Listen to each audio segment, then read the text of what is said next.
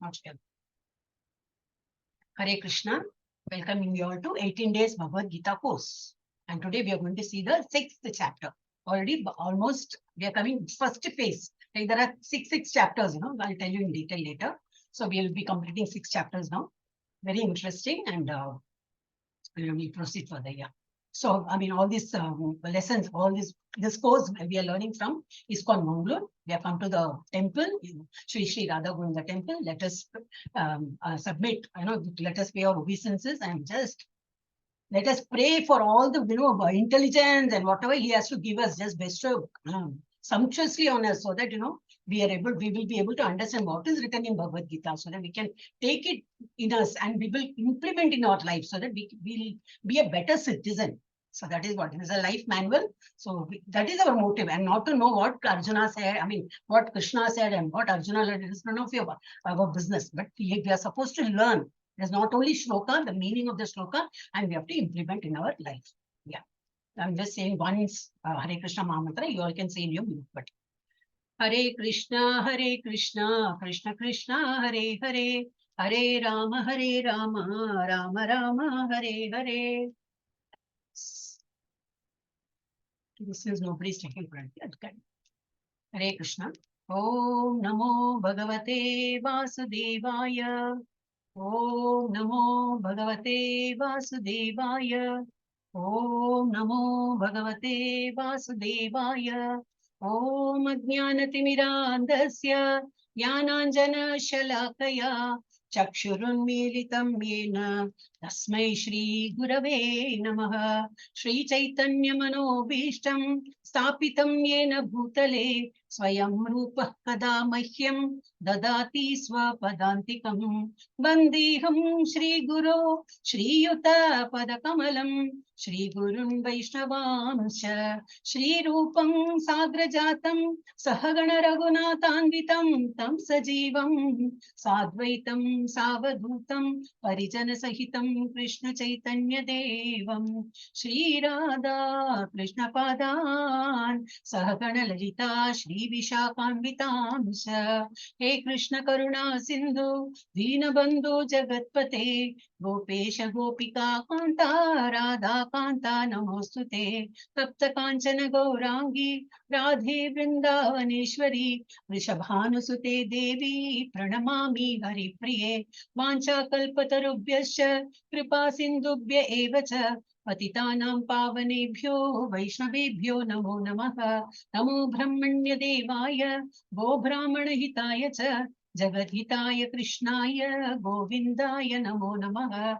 Namo Mahavadanyaya Krishna Prema Pradayate Krishnaya Krishna Chaitanya Namne Gauratvishe Namaha.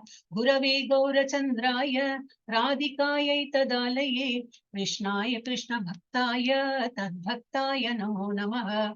Nama Om Vishnu Padaya Krishna Preshaya Bhutale Srimate Bhakti Vedanta Swamin Iti Namine Namaste Saraswate Deve Gauravani Pracharine Nirvisesha Shunyavadi Paschatya Deshatarine Panchatattvatmakam Krishnam Bhaktarupa Swarupakam Bhaktavataram Bhaktakyam Namami Bhakta Shaktikam. Jai Sri Krishna Chaitanya Prabhu Nityananda Shri Advaita Gadadhara Shri Vasadi Gaura Bhakta Vrinda. Hare Krishna Krishna Krishna Hare Hare, Hare Rama Rama Rama Hare Hare. Hare Krishna Krishna Krishna Hare Hare, Hare Rama Rama Rama Hare Hare. That's all for Pranati. So we have come to the class of Understand Bhagavad Gita in 18 days. And today is the 6th chapter, that is the 6th day. And what is the title of that chapter is Dhyana Yoga. How to mentally get, with whole concentration, you think of Krishna and do your work. So based on the teachings of His Divine Grace, Abhaycharan Bhakti Vedanta Swami, Prabhupada, founder Acharya of International Society for Krishna Consciousness. Now chapter 5 ka summary. So yesterday what we had learned? Nishkama Karma Yoga. You work for the Lord, not for ourselves. Whatever work you do, just offer the results to Him. You don't expect anything. I am doing so much of work. Will I get any benefit? No, you will definitely get. Every action has got opposite and equal and opposite reaction. Do good karma, you will get good things in return. You do bad action, you will get bad things. So people in general do good action only. At least people who are attending Bhagavad Gita class, right? So, but you do it in such a way that I'm offering everything to the Lord. Now, it is His department, it is His decision that He will bestow whatever He feels like. Now, that is easier than renouncing God. Then how to prepare, how to perform Nishkama Karma Yoga. That also we saw. Liberation by focus on the super soul. Then liberation through Ashtanga Yoga. And now in this chapter, we are going to take it in detail. Peace on the platform of liberation.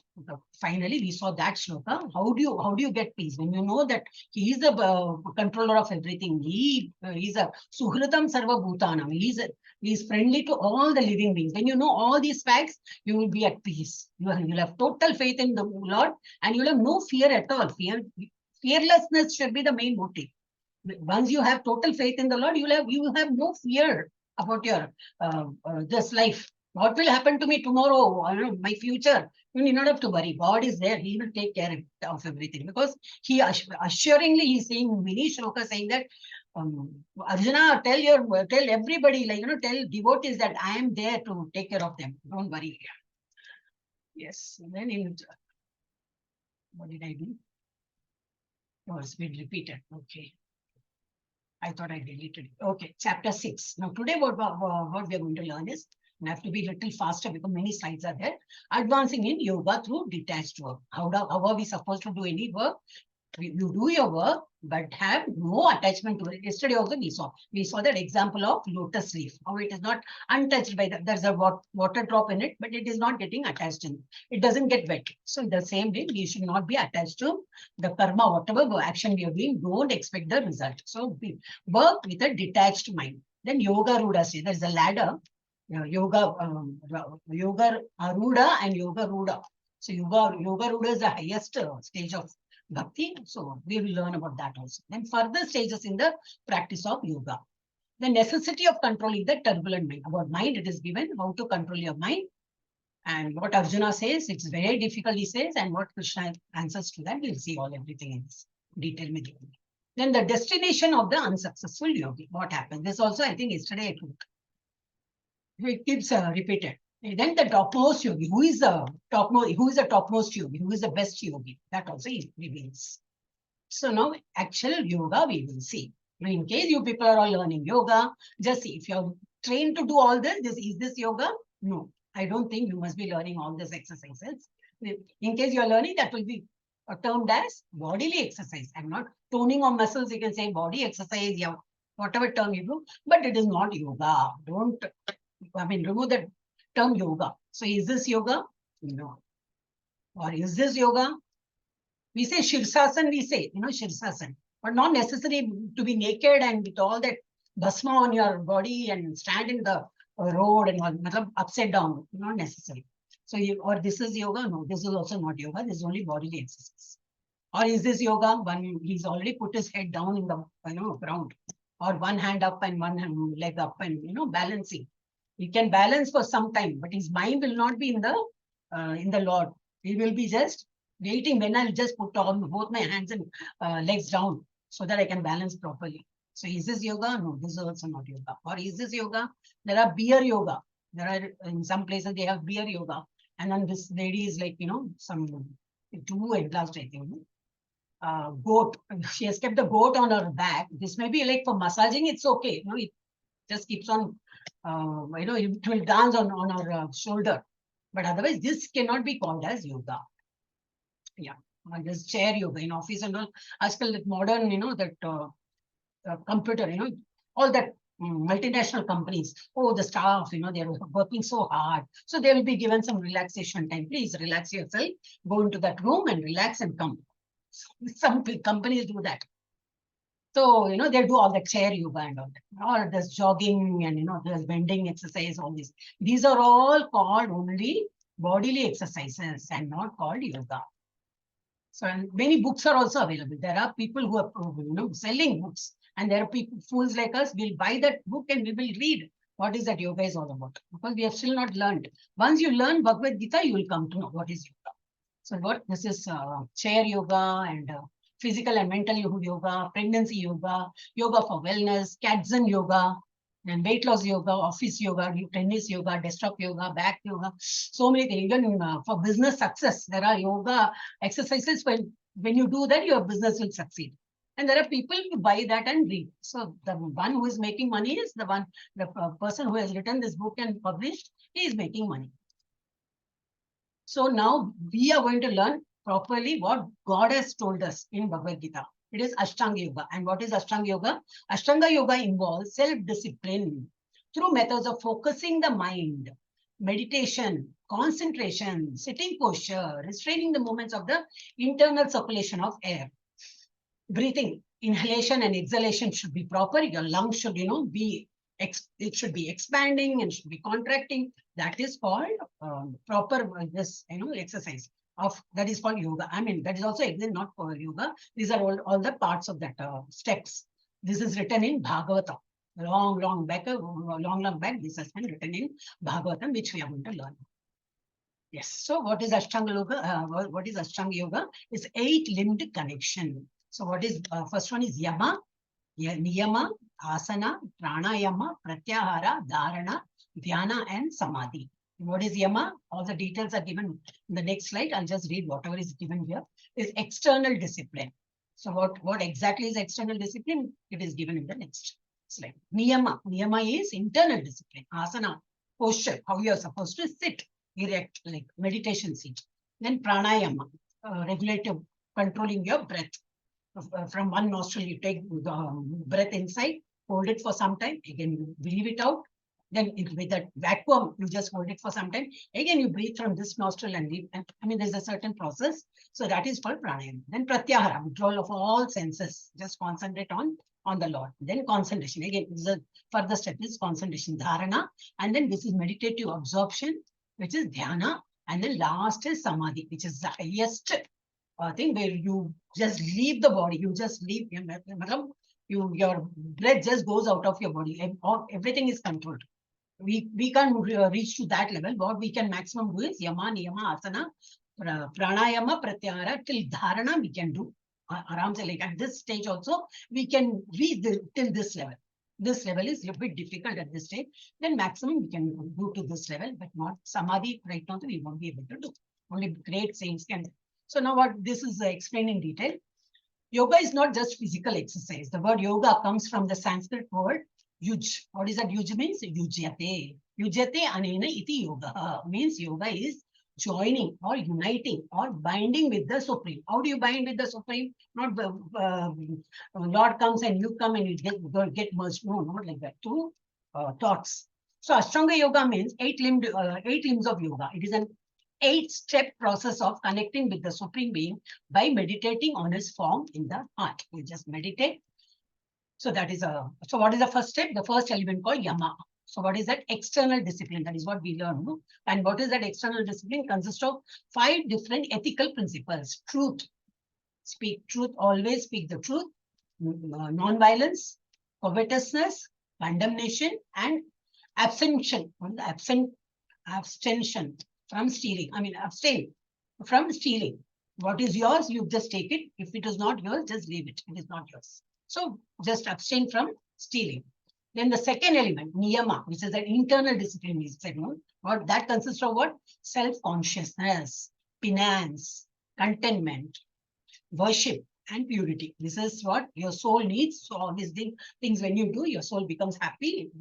Happy means what? Totally satisfied and tripti. Then the third element is called asana, the posture, how you sit. Even now I can't see, but when you are relaxed, you just bend your, the doctors over here, they advise, don't, stoop like this. You don't sit in such a way that your backbone is bent like this. So you're always supposed to sit erect. So that is what is said here also, but they have a special seat and all. When the saints and also do meditation, they sit on a kusha grass, not too high, not too low. Everything is there given in this chapter. Okay, so you can go in detail. You can read from Bhagavad Gita book. So the asana is a posture in which one sits relaxed, stable, comfortable, and motionless for a period of time.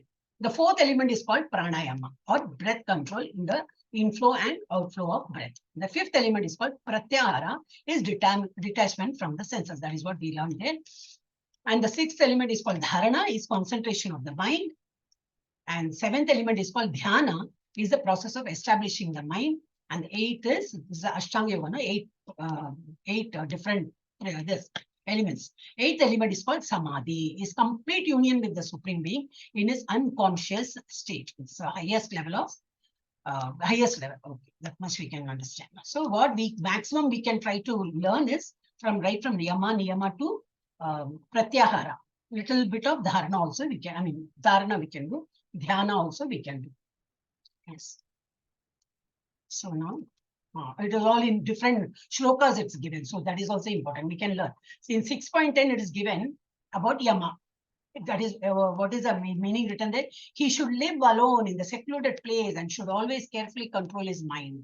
That is the yama. And what is niyama? Niyama is, it is given in 6.17, temperate in his habits of eating, sleeping, working, and recreation. I think yesterday we had that one shloka, no?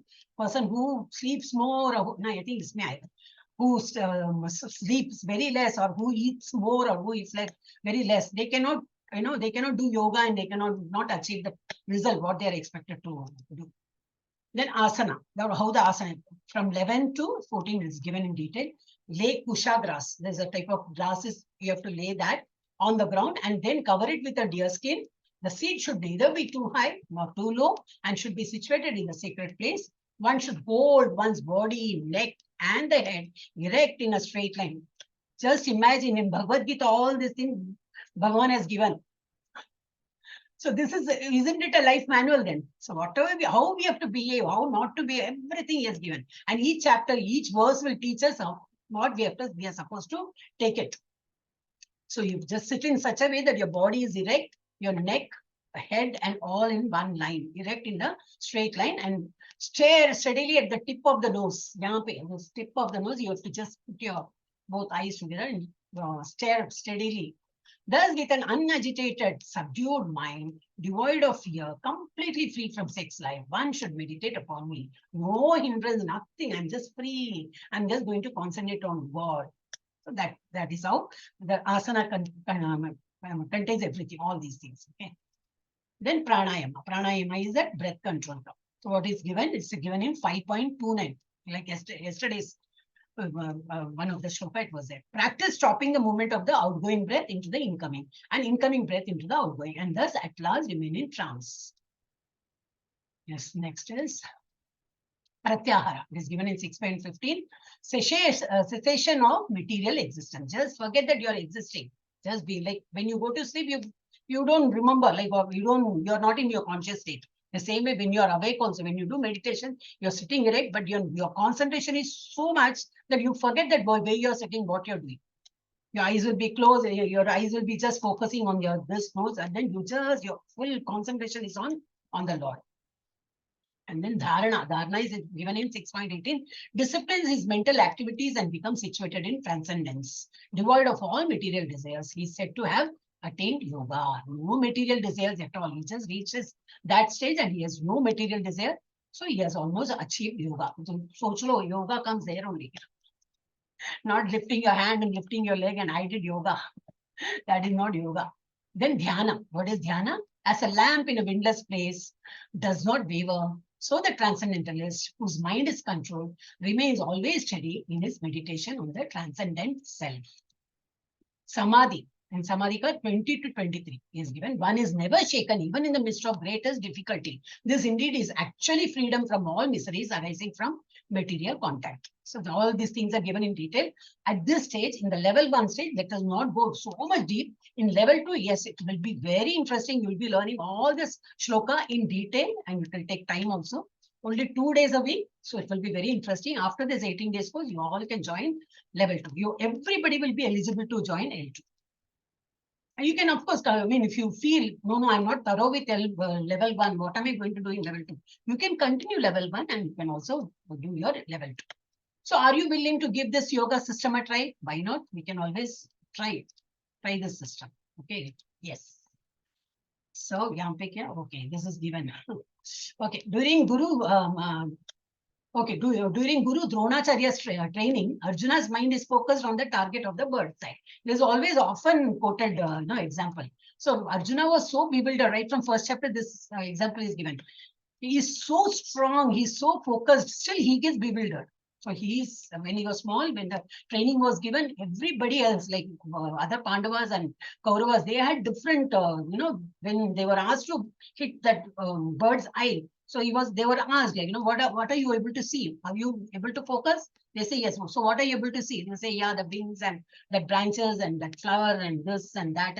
Everybody will say that. But when Arjuna's turn comes, he says, I can see only the eye of the bird. Because he's so focused.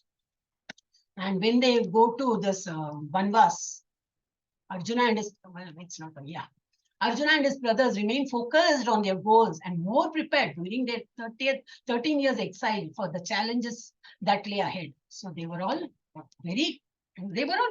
obedient. They had a lot of love for Krishna, and they know Krishna is, God, and they were just waiting, had total faith in Krishna. Yes, everything will become all right. After that exile and all, when we will come, we will have a better day. We will face better days. So they were facing the challenge because they were focused with they had that, no fear, nothing. Total this concentration on whatever they were, started their journey. Then during Swayamvar, Arjuna focused to shoot an arrow at the eye of a fish placed on a wheel, rotating on the ceiling, looking at his reflection. Can't even see like that. He has to see the reflection in the pool of water, and he was able to focus. And such a person he was, like focused man. Such an example was given. This is again for focusing. The story of Parishrama is given. Let us take. Today, 10:30 ho jayega. Just excuse me for that because too many slides. Okay, Lord Parishrama, yes. Lord Parishram's family, I will not explain in detail. I'll just read. I think it will be, you will be able to understand. Lord Parishram's family had a celestial cow called Surabhi, which gave all they desired. A king named Kartavirya Arjuna of Haihaya dynasty learns about it and wants it. But the sage refuses to give the cow. So while Parishrama is away from the hut, the king takes it by force. Parishrama learns about this crime, and challenges the king to battle. Then, samajh mein aaya, when I'm not there, you came and he stole the cow. So he said, come, we both will fight and we will see who wins. So Parishrama defeats and kills the king. He brings back the cow. Unkai cow tha, their own cow. Surabhi cow is theirs. So he just brought the cow back. Even though he fought against evil, his father wasn't happy. Parishrama's father was not happy. He said his father wasn't happy with him and asked him to go on a pilgrimage to expiate his sins. He said, no, you committed a sin. You're not supposed to kill the king. Whatever it is, you should have not done that. So while he was away, he said, okay, fine, I'll go on a pilgrimage and, wash away all the sins. While he was away, his entire family is killed by Kartavirya Arjuna's son. Sons came and everything was devastated. All their family members were killed. Parishrama again picks up his axe and killed them, and also kills many warriors in retaliation. The next, Lord Parishrama was an incarnation of Lord Vishnu and had the responsibilities of wiping out the evil powers from the earth. Parishrama's focus on his goal was unwavering, and he trained tirelessly to become a skilled warrior. He practiced intense meditation and austerities and obtained powerful weapons and divine blessings from Lord Vishnu and Lord Shiva in his quest for vengeance, and was able to achieve his goal and avenge his father's death.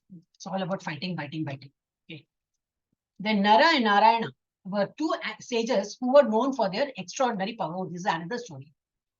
They were known for their extraordinary powers and wisdom. They were believed to be reincarnation of Lord Vishnu and Lord Shiva. They were performing a penance in the Himalayas when the when the demon king, oh, why there is a gap? When the demon king, Sahasra Kavacha, attacked them with his army. Always evil and good, they always fight. No, the evil comes and tries to harm these people.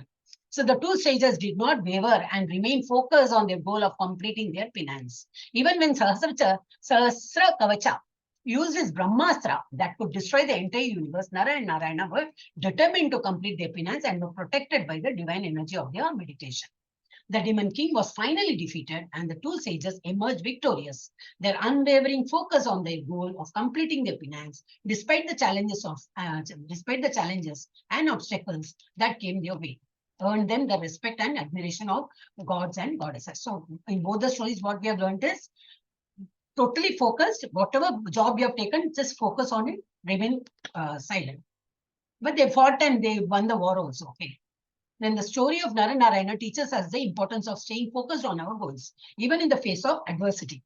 No matter how difficult the journey may be, if we remain steadfast in our determination and focus, we can achieve anything we set our minds to. That is the moral of the story. I don't know why I just put these two stories only for anyone, okay? Not for kids. Okay, now we'll enter the chapter. Om Shri Krishnaya Paramatmane Namaha. Sannyasa Yoga Atha Sashtodhyaya. Is it not Sannyasa Yoga? This is Dhyana Yoga. Oh, this is wrong. Okay. Dhyana Yoga Atha Sashtodhyaya. I got to change it. It is fifth. Okay, the first shloka goes like this. Before practicing advanced stages of Ashtanga Yoga, one must be purified by the practice of Nishkama Karma Yoga. Every time this Nishkama Karma Yoga is always stressed. So even in the first like whenever you learned it for the first time, it didn't register. Second day also it has been repeated. Yesterday also it was repeated. Today is also it has been being repeated. So Nishkama Karma is you are working not with any fruitive attitude. Like this farmer is working, he has no job. Every day he will come to farm and he will just do his work. Am I supposed to do? I've already done this job yesterday, so why should I go now? I'll just quickly finish. Like once in a week, I'll go. No, every day he goes to the farm and he does that work. So this is what is called Nishkama Karma Yoga. No fruitive action, nothing will be in his mind. It is as a duty he will keep doing. The same way, in a spiritual, you need to serve the Lord without expecting anything in return. Therefore, Lord Krishna glorifies Nishkama Karma Yoga in first two verses. Shri Bhagavan Uvacha Anashrita Karma Phalam Karyam Karma Karoti Yaha Sasanyasi Cha Yogi Cha Saniragnir Na Chakriyaha. The Supreme Personality of Godhead said, one who is unattached to the fruits of his work and who works as he is obligated, he's obliged. Go to the farm and do work and come. Obligated is the renounced order of life. Such people are called sannyasi. Though he is a farmer, he is working every day, but he is called sannyasi. Though he is working, but we have a concept, different concept. Now, sannyasi means we think he's just meditating. Yeah, he's a sannyasi with beard and that robe and all that. But no, one who is not working whole day, but without expecting anything in return. Such people are in the renounced order of life, and he is the true mystic. Not he who lights no fire and performs no duty. Means there are saints for many years, like 20, 30, 40 years, I have been doing all this. I have got all powers in my hand. Now, why should I do that? That, chiller pillar that yaga, yagni, and why should I do? This is not necessary because I've already gone out of all that. I know so many things. So I can stop those. No, you are not supposed to. Even if it is a small yajna, a small homa, you need to do it. So that is what. So such a person is not a sannyasi who is leaving his basic rights. He is supposed to do all that. So if he is not able to do, not he who lights no fire means what? No yajna yaga and perform no duty. That is his prime duty he has to do. If he leaves that, then he is not a sannyasi. But that pride comes. Some people get that. Yeah, and next what is given? But both lead to the renunciation of sense gratification. Whether you remain, that sannyasi who leaves his home and goes to jungle and do meditation, they also achieve the same result. Their aim is to reach Godhead. And the one who is working with devotion, he's working, he's doing his duty, but he's offering no result at all. He's not thinking of his result of his action, just offering everything to the Lord. So such person also will be, both lead to the renunciation of sense gratification. Yeah, and what is given here? 6.2. Oh God. Take it like that. I didn't change all this. Okay. Yam sanyasam iti prahur yogam tam vidhi pandava nahya asanyascha sankalpo yogi bhavati kashana. What is called renunciation? You should know to be the same as yoga or linking oneself with the supreme. So what is yoga? Yunjate with the Lord. Yunjate is getting connected, getting bonded with the Lord. That is yoga. Not exercise. Exercise, yes, that is very good for toning muscle, for flexibility, for weight loss, or anything you say. That is that. Then that you can call it as bodily exercise. Yoga means you need to be yunjate iti yoga. Yunjate means thinking of the Lord. So, or linking oneself with the Supreme. O son of Pandu, for one can never become a yogi unless he renounces the desire for sense gratification. If you have desire to acquire, so many things are there in the material world. If you keep, having, the liking for that, then you can never become a sannyasi. You will never be called a yogi. In spite of you doing all yogic exercise, you will not be called a yogi. So what is Bhakti Yoga? To become attached to Krishna and work for him, thus controlling his mind and senses. Ashtanga Yoga mein kya? To give up attachments to the fruits of work, control the senses, focus the mind within. That is the difference between Bhakti Yoga and Ashtanga Yoga.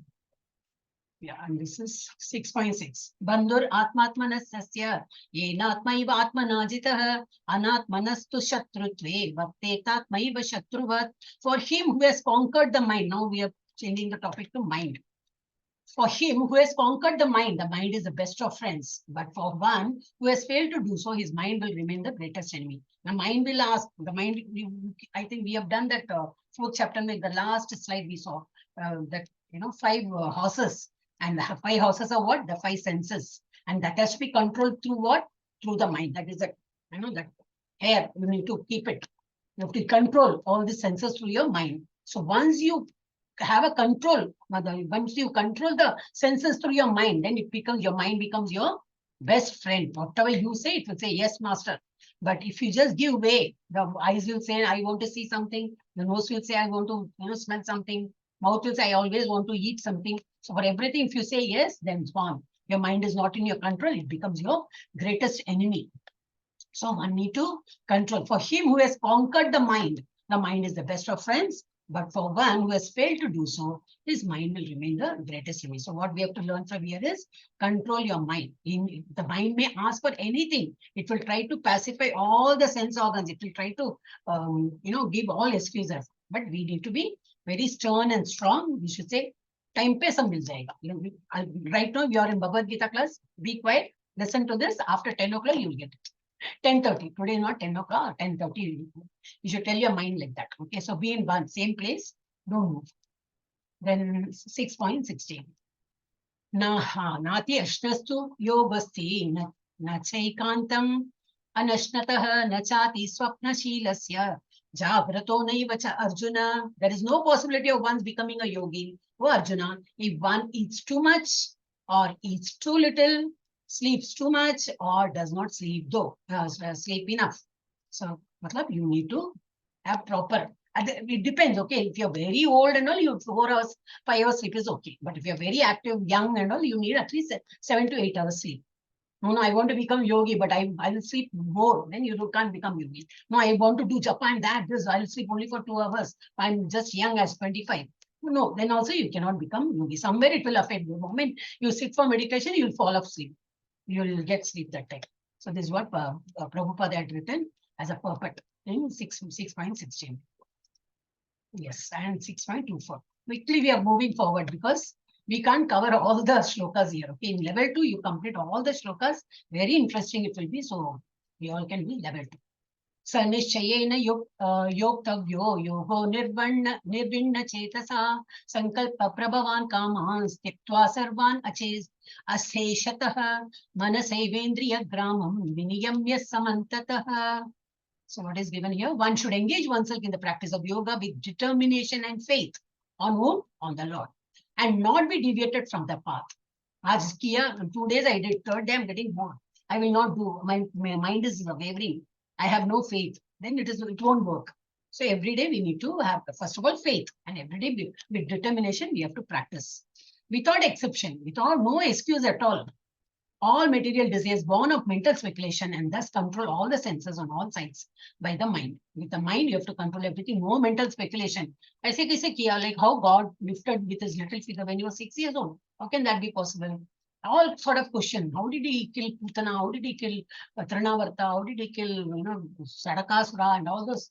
How can the Kaliya, he did he danced on the food of the snake. Oh, all this possible. It's a mental concoction. You create some story, you have a lot of questions. So that we need not have to do. He's God, so he can do everything. We cannot do. So we have to be, one should abandon without exception all material desires, born out of mental speculation, and thus control all the senses on all sides by the mind. We need to control. Yoma Pashyati. Yeah. Yomam Pashyati Sarvatra Sarvam Chamai Pashyati. Tasyaham na pranashyami, sachame na pranashyati. For one who sees me everywhere. This is another tricky. There are like 4-5 tricky verses. Okay, so a little difficult to understand, but once you know the concept, it becomes easy. So for one who sees me everywhere and sees everything in me, I am never lost, nor easy ever lost. I think this is not that tricky. There is some other sloka will come. That will be very tricky. So one who sees me everywhere. So God has created this whole universe, and everywhere He is there. So once you have faith, and once you look at the universe like that, oh, He's there everywhere. When you see the mountain, oh, He's like a mountain. Trees also, He's there. Paramatma, He as a Paramatma, He's there. Nadi, I mean that river and all. Yes, so sun and moon is ice. That is all we will be learning in 10th chapter. Okay, one eye is sun and the other eye is moon. So whatever you see, everything you see, everywhere you see me that way. I'm never lost. And I know for one who sees me everywhere and sees everything in me. You see an ant, oh, God is there present in that ant also.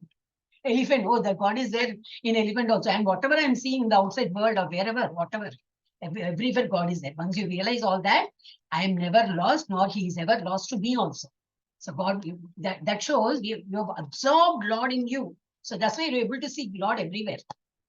And when you show so much devotion, Lord, even He has some, He is also watching what we are doing. So He will not lose us. He will not lose His sight from us. We will also not lose Him. He will also not lose us. So you can see the gopis. Each gopi was thinking, God is there dancing with me. He's there with me.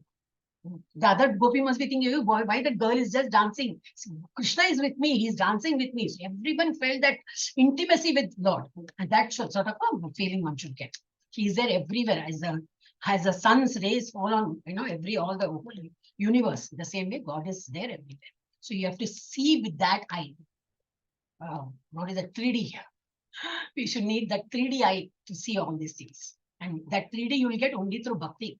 Otherwise, it is it will not be, it won't be conceiving, you will not be able to understand at all. What is it? How can it be like that?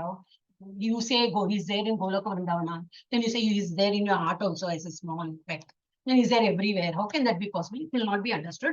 Only through bhakti. You should have faith and you should have some bhakti towards you should have total bhakti towards Lord. Then only all these shlokas and all this will be understood. Then 6.34, Arjuna says, Chanchalam Himana Krishna Pramati Balavadridam Tasyaham Nigraham Manye Vayor Iva Sudushkaran. He's saying the mind is so restless because in yoga, when you sit for yoga, Kushabras, they're all done. You see your nasi, nose tip, everything I can do. What about concentration? That's so difficult. So Arjuna, who is such a focused man, right from beginning, when he was child, he used to be very focused. Still, he says the mind is so restless, turbulent, obstinate, and very strong for Krishna. And to subdue it, I think, is more difficult than controlling the wind. Itna sara, Bhaadaya and all this. I can control the wind also. If you want, I can use my power and I'll show you that controlling the wind, the storm and all.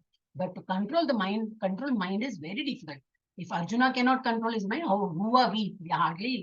We just can't do it. But we can do it. God says we can do it by practice. But what practice? Shri Bhagavan Vacha, Asamshayam Mahabhavo. Yes, true. What you're saying is Asamshayam. Samshayam is doubt. But now he's saying, yes, Asamshayam. Absolutely right. What you're saying is true. Asamshayan Mahabhaho Mano Durnikraham Chalam Abhyasena tu Kaunteya Vairagena cha Grishyate, yes, God says, "O mighty son of Kunti, it is undoubtedly very difficult to curb the restless mind." That is the nature of the mind, like monkey. A monkey has the nature of just going from one branch to another. And a snake has the nature of biting. How much ever you give him, milk and everything, you are the owner, everything is done, but it will sting you also. The scorpion will sting you. That is it, the basic nature. The same way, mana is chanchal only. So, man chanchal hai. So, mighty armed son of Kunti, it is undoubtedly very difficult to curb the restless mind, but it is possible by suitable practice and by detachment, which is very important. By practice, yes, by practice, anything can be done. So, even in the normal day-to-day of this, we say, no, you just practice this range focus, automatically you will, can recite. But with detachment, the materially we are attached so much that should be cut down. So by slowly, by detaching from all this, you can conquer the mind also. So the mind is like a fire in the forest fire. It's like a forest fire. And like aeroplane, the sun, very bright, and rocket, it goes on so speed. It's like a fire. Mind is like fire. When control, it can make miracles happen. When out of control, it can burn down everything in sight. So mind can, it is so very powerful. It can do any this action. Mind can make us physically sick. BP, diabetes, ulcers, Alzheimer's disorder, etc. Stress, strain, what is all that? Because your mind is not at peace. You're expecting something, nothing is happening. You guess you're stressed. Oh yeah, BP chalu ho gaya. Your heart pumps so much. So or it can cure. But if you really have some problem, but your mind is calm, you are doing japa and all that, mind calm. Whatever disease you have, even that will also get. I mean, you will come out of those diseases also. So it can cure majority of your disease known to mankind too. The placebo effect. The placebo effect, I hope you all know. It is just, for example, like the sweet pill they give, you see, you have you would like to go to your GP, you have some ailment and you always feel, oh, I need to look at the doctor. I have bad headache. Chalo, start with that. I have bad headache, can't concentration in studying or, troubling. So let us go to a doctor. Hey, hi, how are you? How are you? Who are they? I mean, this, where were you? And is it all okay? Okay. Bolo, aur kya? What is it? Like 10 minutes just talking with him, half of the beamer is gone. He may have that headache, but then half of that, he's out of that stress and strain. He's openly talking. He feels very nice when he misses the doctor. By the time he starts going to the doctor, he must be feeling okay. After talking with the doctor also, he will feel very nice. He will give some pill, maybe small, some paracetamol he will give, but he will say, this is very effective. Take it twice a day or thrice a day, he will give. And within 2 days, you will find, you come to me if you don't feel okay. He will give and you feel so blessed. One tablet really, so nice. What a doctor, yeah. What magic he's doing. What he didn't do anything. He just talked nicely. That is the placebo effect. And he must have given hardly the sada like paracetamol, which will not have any effect. If you have any pain, it will go. If you have any cold and cough, it may go. That's all. So that mind can do all that magic wonders. So the mind is very effective. So we need to keep our mind very sharp and, where it has to be applied, where it has to be controlled, you have to control. Where it has to be let loose, you have to let loose. Normally, it is not let loose. You have to control your mind. That is what is advised. This is the ladder in Bhakti Yoga. All other yogas are progression towards the destination of Bhakti Yoga. The Karma Yoga, we learned from first chapter, we were doing that already. Karma Yoga, Jnana Yoga, Ashtanga Yoga, and this all with the with the touch of Bhakti, we are learning all this. At the end, culminates in Bhakti Yoga, which is the path going towards the Lord's abode. So Bhakti Yoga is the primary factor. You do your karma with Bhakti. You learn Jnanam. Whatever we are learning now, Jnana, the knowledge, that is also through Bhakti. Then do Ashtanga Yoga, which we learn, Yama, Niyama, and all. That is also through Bhakti. And finally, the Bhakti ka culmination is what? Do Japa, today's was Ekadashi. People who were following Ekadashi fasting, they would have done Ekadashi fasting and do more Japa, and all those rituals will be there.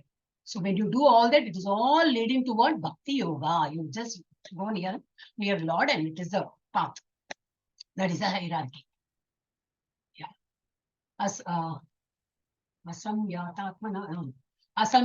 Asamyatatmanam yogo dushprapa iti me matihi vashyatmanatu yatata shakyo avaptum upayatah. This I've never read earlier. It's difficult for me. Yeah. So for one whose mind is unbridled, whose mind is not controlled, self-realization is difficult work. So your mind has to be focused, should be controlled. Then only you can, whatever task you have taken, it will be done.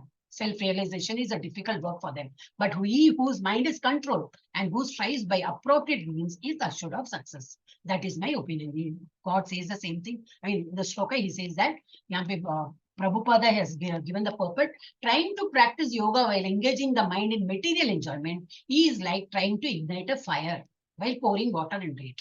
I'm doing yoga. Oh, I can flex, I can bend my body. Oh, I can touch my knees. Oh, I can touch my head down. While I don't even bend my knees. Everything you can do. And have that pride also. See, my body is so flexible. Gone. Everything is, that is, first of all, that is not yoga.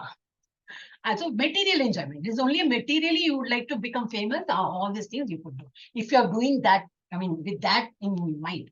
I'm not saying all the yogis do that, but the yoga is actually, you should think of Lord and do these acts.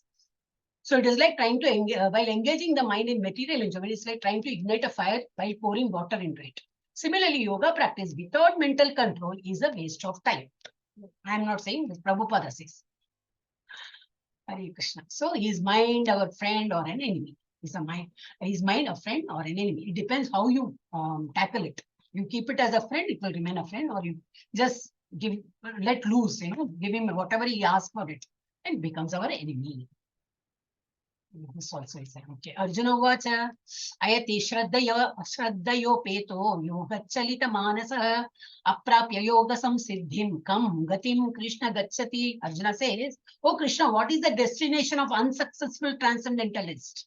Like people who are doing yoga, so much of, they do meditation. That is, yoga is, I'm talking of that meditation stage where they, think of Lord and just sit. Too much of meditation. They also die, because they have a body, they will also die. So what will happen to them? Arjuna is asking Krishna, what is the destination of the unsuccessful yogi? Why is called unsuccessful? He's not completed that 100 marks. Like I think yesterday I told in this class. To go to Lord's abode, we need to have the total 100 out of 100, not 35 passing mark. It is not 99.9 marks. If you get, you have to be born here. So you have to have that score, full 100 out of 100. So what happens if he doesn't get that mark and unsuccessful? It's called unsuccessful. So by an unsuccessful transcendentalist, who in the beginning takes to the process of self-realization with faith, but who later desists due to worldly mindedness and thus does not attain perfection in mysticism. He starts yoga with full this, that, and within like few months or after a few years, he gets bored, then he just let his mind loose and he is not proper concentration and all he does. So what will happen to him? He's asked. The unsuccessful yogi, God answers. No, this I'll read. Prapya punyakritam lokan ushitva sashvati samaha suchinam shrimatam gehe yoga prashto abhijayate. So what Krishna says, the unsuccessful yogi, after many years of enjoyment on the planets of the pious living entities, is born into the family of righteous people and into the family or into the family of rich aristocracy. So what happens is, this yogi, when he dies, because of his all that punya karma and all, he has to go to the upper loka and he has to enjoy, right? So on the upper planet, he will go and where pious dwell, he will be there for a few years or then he will finish all his punya, this and all that. Again, he will be born. But where he will be born? Not any ordinary family, he will be born into a righteous people because he had been a devotee for so long. So he'll be born in a very nice family like Ambani or Tata Birla and all, and into a family of rich aristocracy. Okay. And then 642 also says a continuation of that.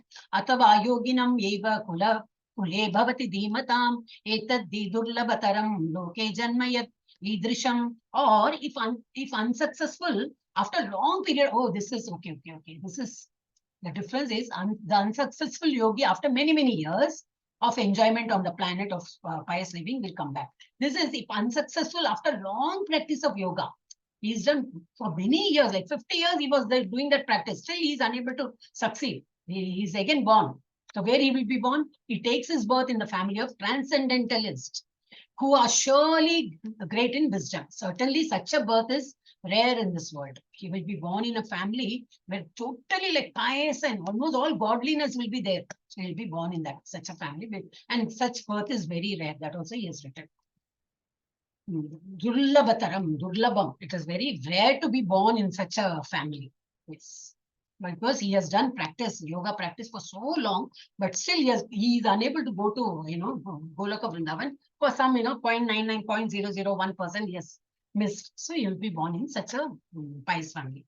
Prabhupada, we can take Srila Prabhupada's example. Like he was born in a very pious and nice family. Yeah, then this is the last one for Shloka. Yoginamapi sarvesham madgatenantaratmana shraddhavan bhajate yomam same yuktatamo matah. And of all yogis, the one with great faith, who always abides in me, a great yogis of all there are many yogis, but certain yogis are always in there. Like Prabhupada, again, for everything, all these pious people, you can keep Prabhupada in front of your eyes and you can always think, oh, he's the best example. He was so totally, involved in all this transcendentalists. They are all very transcendentalists. So, and of all yogis, the one with great faith, who always abides in me, thinks of me within himself and renders transcendental loving service to me. The moment they get up from sleep, they will be doing bhajan, or they will be writing something, some notes, or something. No other time for them. That is only time for thinking of Lord and writing that, and talking of Lord, all his pastimes, and saying Bhagavad Sloka, Bhagavad Katha. This is their, the whole Deka work is that on. Renders a transcendental loving service to me. He is the most intimately united with me in yoga. Such a person is intimately united with me in yoga, and not the other people who raise their hand and bend and, chakras and ardha chakras and all the names they are giving. That is only flexible. Your body becomes flexible and is the highest of all. And such people become the highest of all. That is my opinion, God says here. So this we are completing. Om Tat Saditi Srimad Bhagavad Gita Su Upanishatsu Brahma Vidyayam Yoga Shastre Shri Krishna Arjuna Samvade Dhyana Yogo Nama Sashto Dhyaya. That's complete. Sixth adhyaya, sixth chapter. So there is a summary I put. We have some 10 minutes we may have to take, okay? The process of mystic yoga entails cessation of material activities. Yet the true mystic is not he who performs no duty. A real yogi works according to duty. How much ever he may be experienced, or for so long I have been doing. Yes, even at you must have practiced for 50, 70 years. Still, you have to do that basic, whatever is done, asked you to do, like the duties you need to perform, without attachment to results or a desire for sense gratification. Real yoga entails meeting the Supreme Soul within the heart and following. See, this is real yoga. Real yoga entails meeting the Supreme Soul within the heart and following his dictation. This is achieved with the help of a controlled mind. Through knowledge and realization, one becomes unaffected by the dualities of material existence. Heat, cold, no duality at all. Garmi, all that, nothing can affect him. Honor, dishonor, etc. By regulation of eating, sleeping, work, and recreation, the yogi gains control over his body, mind, and activities, and becomes steady in his meditation on the transcendent self. Ultimately, he achieves samadhi, characterized by the ability to relish transcendental pleasure through transcendental sense. It's too much of transcendental. No, not for people like us. We are all on the basic baby step stage. The highest yogi is he who always thinks of Krishna, the Supreme Soul. If a person can do that, then he is called the highest yogi. This is tomorrow's. Yeah, tomorrow what are we going to learn is knowing Krishna in full by hearing about him. Knowing Krishna as the source of both the material and spiritual energies. Tomorrow will be little philosophical. The three modes are controlled by Krishna, therefore surrender.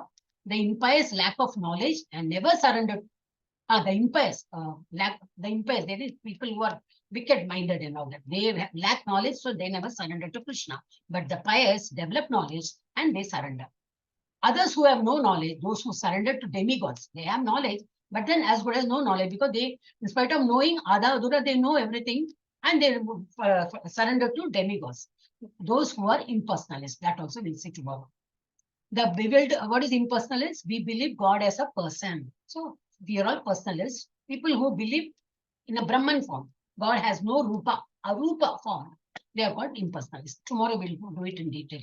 The bewilderment of the living entity and his freedom through knowledge of Krishna. That's all we will do tomorrow. It will be tomorrow will be little like 7, 9, like odd numbers. Again, 13 will all be little.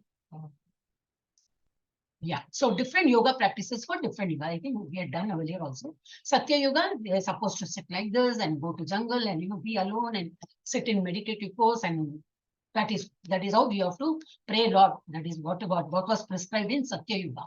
Then came Treta Yuga, where fire sacrifices were predominant. They were doing that. And Dwapara Yuga, temple worship. That was predominant, and they were all spending time on temple ka aarti karo, ho karo, and all that. But now in Kali Yuga, we are all asked us to do only Nama Japa. So it is given in Srimad Bhagavatam 12.3.52. Krite yadhyayato Vishnu. Krite yane Satya Yuga. Yadhyayato, dhyan karo Vishnu. Vishnu ka dhyan karna. Tretayam yajate makaihi. Tretayam is Treta Yuga. Yajato, yajna is yajato. Makaihi. Dwapare paricharyayam. Dwapar Yuga mein paricharyayam. Temple worship. Kalau is Kali Yuga. Tadhari kirtanat. Just sing the name of the Lord. If you can't sing, no, I cannot, I know I'm not a good singer. Singing is just to take the name of the Lord and keep repeating. That will be like a mantra, and you can do that. So that is what is asked, that is what is prescribed for Kali Yuga. So what is mantra? Man plus tra means man means mind, and tra is what? Deliver. So keep repeating mantra. You will be sure to get delivered from this word. So what is japa? Japa is Hare Krishna, Krishna Krishna, Hare Hare, Hare Rama, Rama Rama, Hare Hare.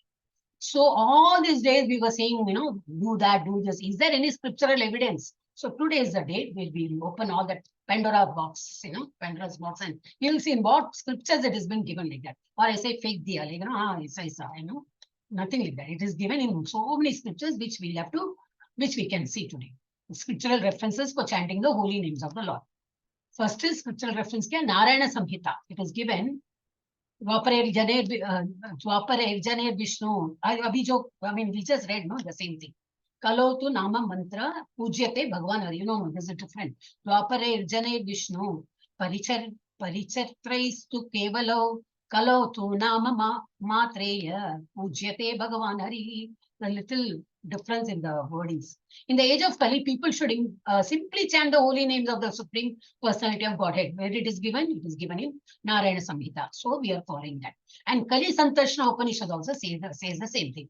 Hare Krishna, Krishna Krishna, Hare Hare, Hare Rama, Rama Rama, Hare Hare. Iti Sodashakam Nam. Kali Kalma Sodashakam is 16 times the name comes. So Kali Kalma Shanashanam, Natha Parataropaya Sarvavedeshu Drishyate. After searching through all the Vedic literature, one cannot find a method of religion more sublime for this age than the chanting of Hare Krishna. Where it is given? Kali Santarshana Upanishad. That's why we are following. What happened? Yeah. Then another scriptural reference you can see. Chaitanya Charitamrita, Adi Leela 17.21. Hare Nama Iva Kevalam, Kalau Nasti Eva Vatir Anyata. In this age of quarrel and hypocrisy, Kali Yuga is full of anybody will fight with anybody, and hypocrisy in front of your face, they will talk something. The moment you turn your back, they will talk bad about it.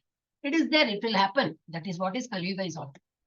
So in this age of quarrel and hypocrisy, the only means of deliverance is the chanting of the holy name of the Lord. There is no other way, no other way, no other way. Kalau nasti eva, no gati, there is no gati anyata.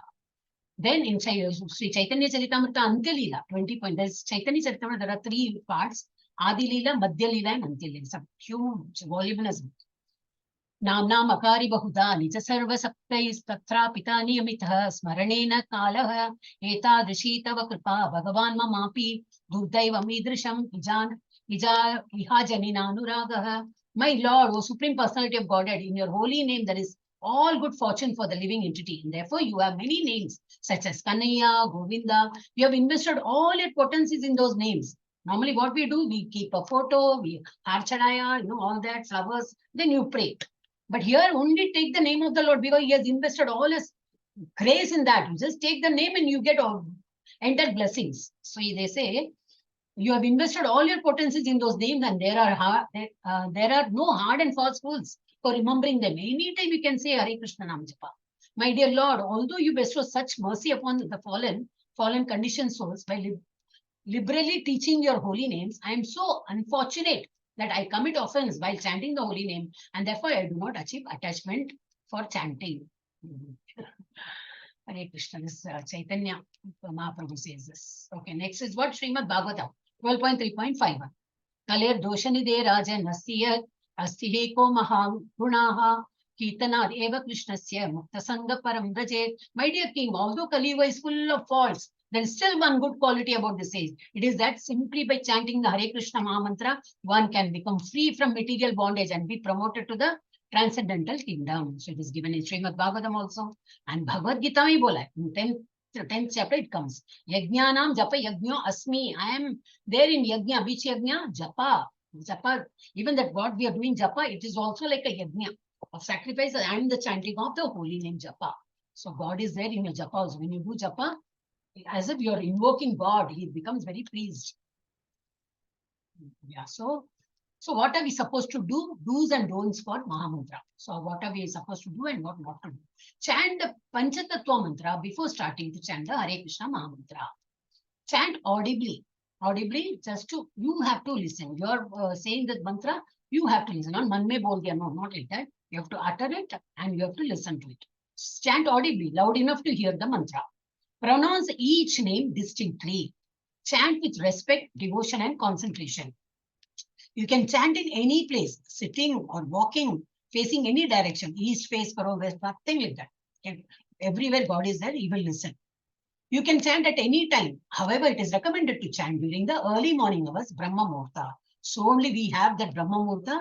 Mangala Aarti is going on repeatedly, every day we post that, the timing of the temple timings. 4:30, that the curtain opens, you can see Lord, and what a feeling you get when you see the Lord in the, like in the morning, in the Brahma Muhurta time, you will be chanting, and suddenly, at 4:30, the bells are ringing and they are opening the curtains. It's such a nice feeling you get. That you will have to enjoy. That you keep seeing in a week's time, you get that enjoyment. Not one day you don't get. Or first of all, you need to get up at 4:30, to see that. So whoever is awake during that time can watch, or whoever is abroad and all, for them the timing will be different, so they can also watch. So everybody, so it's recommended, like you see, you start your day looking at Lord's face. That is that Vishwarupa Darshana we say. So I mean, all your day will pass, or whatever you will take, whatever work you do, it will go on smoothly. So, and you can chant one round, at least one round you can do chanting in the morning, Brahma Muhurta time. So that is what is recommended. You can chant either before or after taking bath. No, not necessary. You need to take bath before 4:30 and then sit for not like that. You can chant any time of the day, but recommended to chant in the morning, but not necessary. You need to take bath and then chant, not like that. It is recommended to chant by keeping count, preferably on a Tulsi Mala having 108 beads. So Tulsi Mala, they are saying you can use it, but see to it that you don't, touch your legs and, your spit comes when you talk and your spit comes, so it falls on the beads. That you need to take care. You need to hold the Japa Mala, beads with great care, because it's Tulsi beads.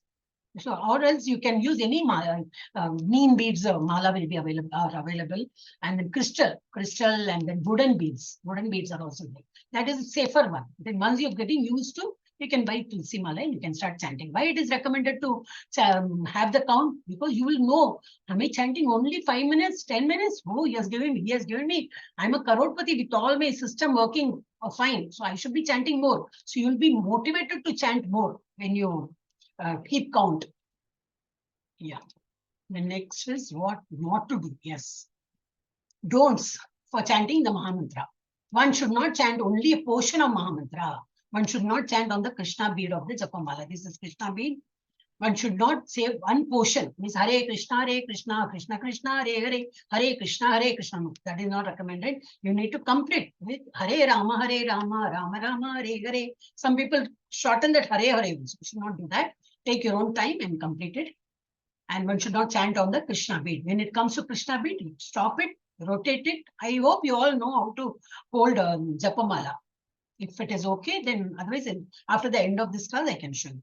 One should not chant while reading a book or newspaper or watching TV, etc. Your concentration will be elsewhere. You will not be remembering lot. When you do the chanting, you need to close your eyes and remember, try to remember. Your mind will again waver. It will keep on wandering. Again, bring it. But initially, it will wander so much. But by practice, what happens is, at least for a long time, you can remember God. You will forget everything. You will be just remembering the Lord. At least 20, 25 when you chant, no? 25 times. Again, somewhere it goes. Again, you can bring it back. You will realize, oh, my mind is again wavering. Bring it. Just concentrate. Very nice feeling you get when you do chanting. Yes. So what are the benefits? Benefits of chanting the Mahamantra. Freedom from the reaction of sin. There are so many sins we are committing. We are not offering to the Lord. Still we are eating those many food items. And by walking, you just stamp on any small insects. In the bookworm also, say, just close the book. You don't even realize there is a small worm is there. Just close and it's gone. So all that sins will be committed without knowing. All that will be will get relief from that. Freedom from the reaction of sin, relief from unwanted drives and habits.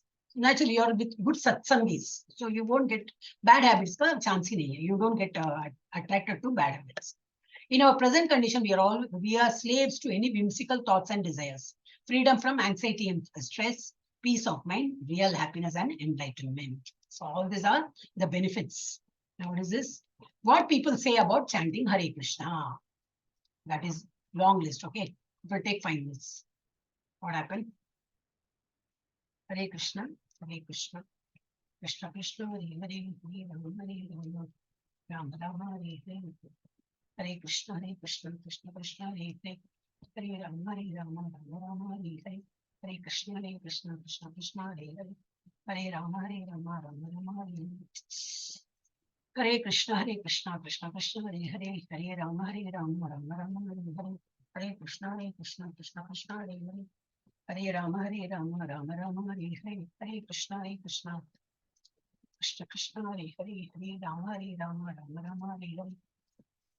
Some little animation here, there, when my it doesn't allow it to proceed. Just 2-3 minutes more, okay? Not many slides. God. Hare Krishna, Krishna Krishna, Hare Hare, Hare Rama, Rama Rama, Hare Hare. And just close this. And go to stop share. Hare Krishna, Krishna Krishna, Hare Hare, Hare Rama, what's happening? Hare Krishna, Krishna Krishna, Hare Hare, Hare Rama, Rama, Hare Hare. Hare Krishna, Krishna Krishna, Hare Hare, Hare Rama, Rama, Hare Hare. Hare Krishna, Krishna Krishna, Hare Hare, Hare Rama, Rama, Hare Hare. Hare Krishna, Krishna Krishna, Hare Hare, Hare Rama, Rama, Hare Hare.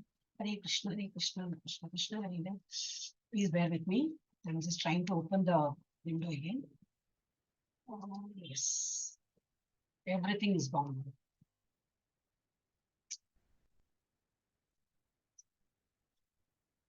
Hare Krishna, Krishna Krishna, Hare Hare, Hare Rama, Rama, Hare Hare.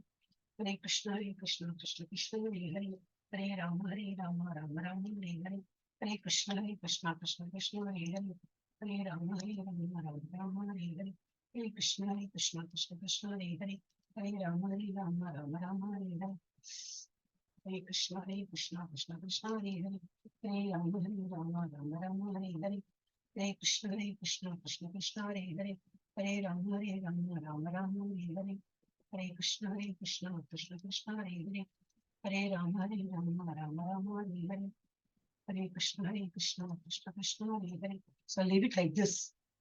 George Harrison ka naam aaya to it got stopped. So bad. He's such a great devotee.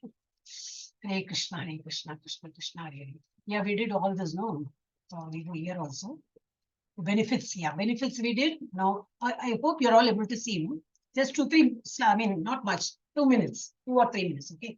So what people say about chanting Hare Krishna, this should open. Why it's not opening? Yeah, what people say. Okay, now we'll go to George Harrison. It's really a process of having realization of God.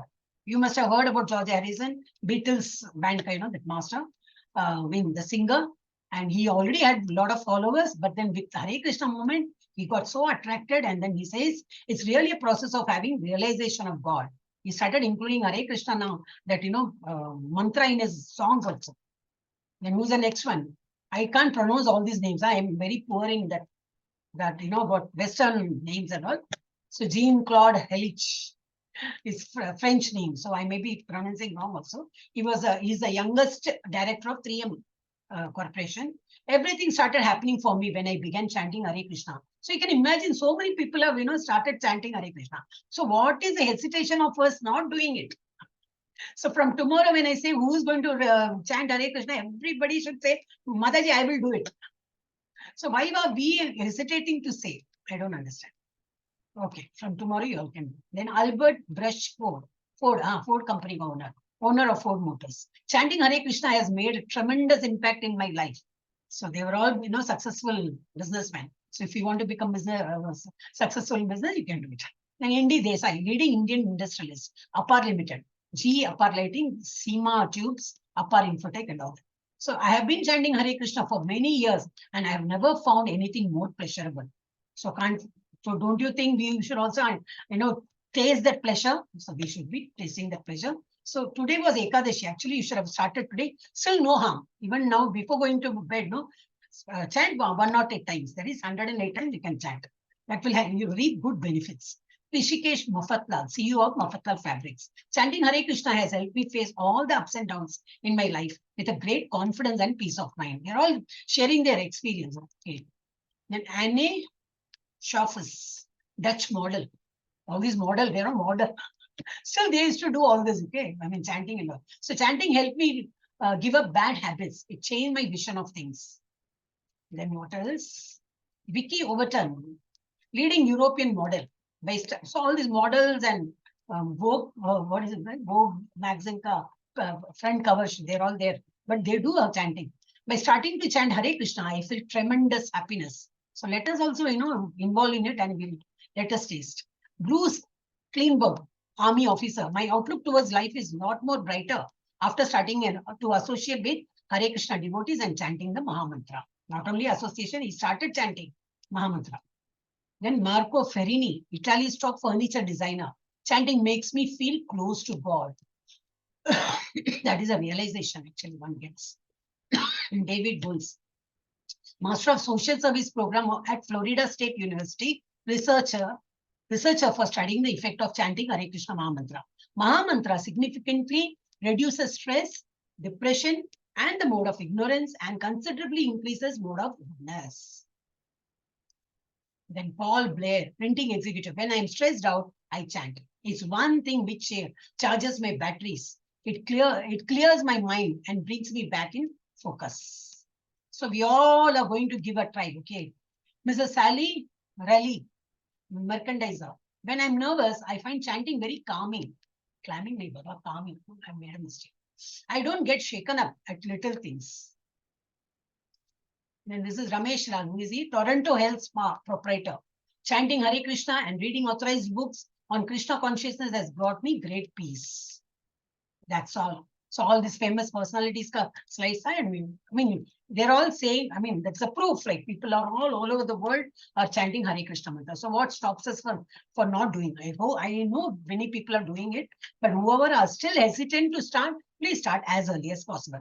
And get up early in the morning, have darshan of the Lord in the morning, Vishwarupa Darshan. You call it as Vishwarupa Darshan. The whole day will be blissful. Okay. Now this is Panchatattva mantra. Shri Jai Shri Krishna Chaitanya Prabhu Nityananda Shri Advaita Gadadhara Shri Vasadi Gaura Bhakta Vrinda. And then chant and be happy. That's our motto. Hare Krishna, Krishna Krishna, Hare Hare, Hare Rama, Rama Rama, Hare Hare. So I'm just unmuting everybody. Oh, it's already unmuted. So you all can say Jai Jai. Hare Krishna. Vancha kalpatarubhyascha kripa sindubhya eva cha patitanam pavanebhyo vaishnavebhyo namo namah. Anantakoti Vaishnav Vrinda ki. No sound at all. You all can unmute. Hare Krishna.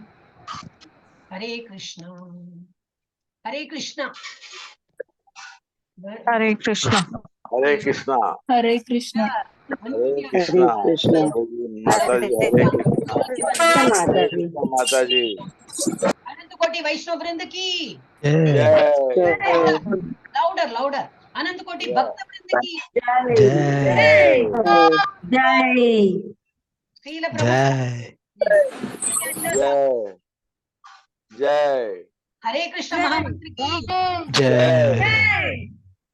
Shri Chaitanya Mahaprabhu ki. Jai. Bhagavad Gita और भागवत ग्रंथ की. श्री श्री गोविंद की. और प्रेमानंदे. Hari Hari Bol, not Jay. Oh, that's really fun.